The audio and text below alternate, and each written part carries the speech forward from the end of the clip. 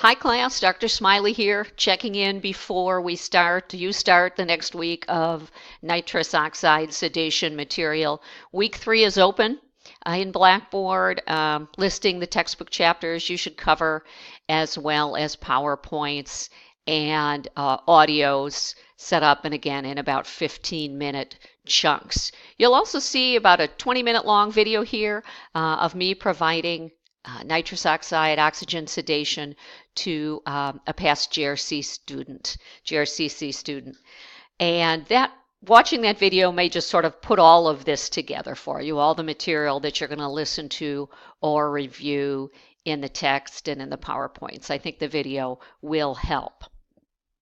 I want to address one question brought up in relation to intravenous sedation, and intravenous sedation relative maybe to nitrous oxide oxygen sedation.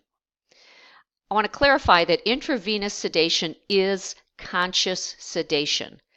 The patients are conscious. They're really in sort of a semi-awake state. Sometimes you hear it called twilighting. How we know that they are conscious is that patients with intravenous sedation can respond to commands. You can have them, you can ask them, turn towards me, or open wider, those types of commands. It can be easy for patients to fall asleep with intravenous sedation, but they are readily awakened by tapping them on the shoulder, shaking their shoulders, something like that. So both nitrous oxide, of course, is conscious sedation, but intravenous sedation is conscious as well.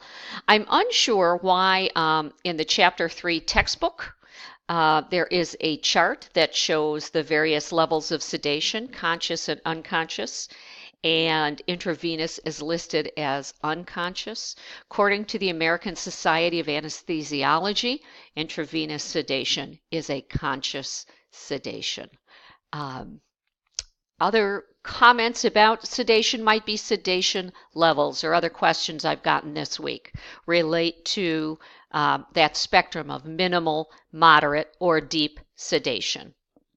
As dental hygienists in Michigan, you can deliver nitrous oxide oxygen sedation to a minimal level, 50% concentration of nitrous oxide.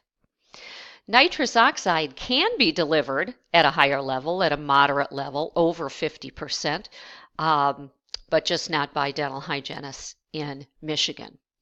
Intravenous sedation, pull it all back together, is considered moderate sedation. So a moderate conscious sedation. I'll put a link to that ASA, the American Society of Anesthesiology website, information on intravenous sedation in Blackboard for those of you who want to look at that information more thoroughly. Quiz is due the end of the day today. I'm talking to you on Sunday, January 20th.